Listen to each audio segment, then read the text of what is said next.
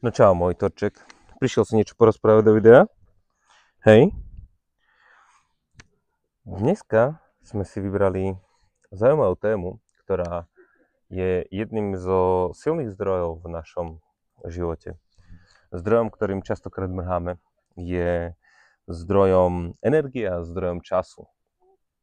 A získaním tohto zdroja nepotrebujeme spraviť veľa, ale práve že naopak spraviť menej. Menej? Prečo? Doba, ktorá je tu už dlhšie, niekoľko rokov, vyžaduje stále viacej našu pozornosť, našu energiu, náš čas. Otázka, čo nám to prináša, lebo keď venujeme tomu našu pozornosť, venujeme tomu našu energiu, máme z toho také výsledky, máme viacej informácií, ale tie výsledky v tej dobe až tak asi zrejme nevidno, lebo keď sa pozrieš do svojho okolia, tak tí ľudia okolo teba sú veľakrát nervózni, veľakrát sa nechajú ľahko vyrušiť. A čo potrebuješ teda spraviť?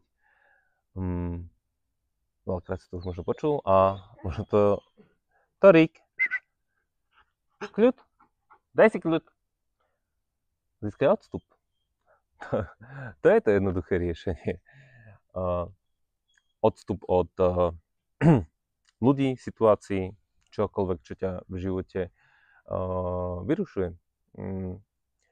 Predstav si teraz nejakého manažéra, ktorý má na starosti tím a teraz každý jeden člen toho tímu príde za tým manažérom a bude sa ho pýtať veľmi banálne veci.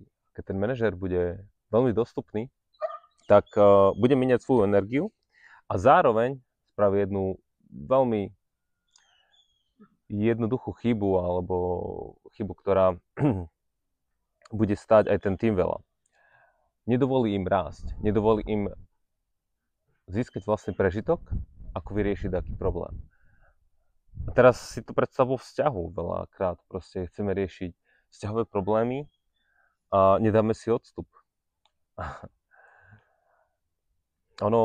Ten odstup môžeme pomenovať aj v týchto konkrétnych príkladoch ako dostupnosť.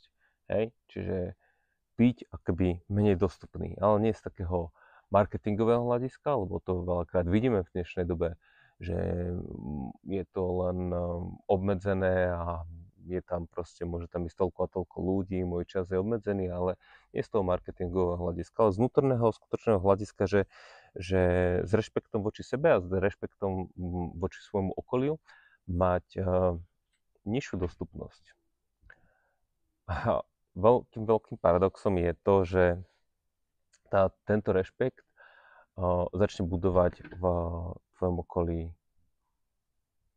väčšiu integritu u toho vedomejšieho publika alebo vedomejšej časti. A samozrejme tá menej vedomejšia časť bude stále sa naháňať za tými všetkými možnými impulzami a budú hľadať proste ďalšie svoje, nazvime to, obete. Ale táto jednoduchá stratégia ti vie priniesť väčší nadhľad. Skús ju aplikovať do svojho života možno na najbližší týždeň a keď budeš mať nejaké výsledky s tým používaním s tou praxou, tak môžeš zazdieľať svoje výsledky alebo možno svoje pocity, čo ti to prinieslo. A okrem toho, že to vieš používať ako manažér alebo človek, ktorý pracuje s ľuďmi a dať si takúto nižšiu dostupnosť, tak to môžeš použiť aj v tom bežnom živote, kedy ľudia budú proste prichádzať za tebou s nejakými úlohami alebo aj ako rodič to môžeš vnímať voči deťom a určite budeš vnímať rôzne tlaky, ten vnútorný pocit, že chcem pomôcť tomu dieťaťu alebo chcem pomôcť tomu členovi týmu. A ten vnútorný pocit toho chcenia bude veľmi zaujímavá tá transformácia a môžeš zazdieľať to, čo si prežíval. Stačí ti na to týždeň také praxe a budeš vidieť, čo ti to prinieslo a čo ti to zobralo z toho tvojho života. Ďakujem ti, že si dopozeral toto video až sem a budem sa tešiť na tvoje prežitky, tvoje skúšky, tvoje vzdelania. Takže Vidíme sa. Ďakujem za tvoj čas. Ahoj.